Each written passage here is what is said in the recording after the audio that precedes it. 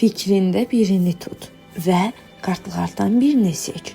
O insanın hazırki emosional vəziyyətinə və sənə olan hisslərinə baxaq. İlk kartı seçən insanlar. Bu insan ruhsal çöküş yaşayır. Fikirləri və hissləri qətiyyən net deyil və qarışıqdır.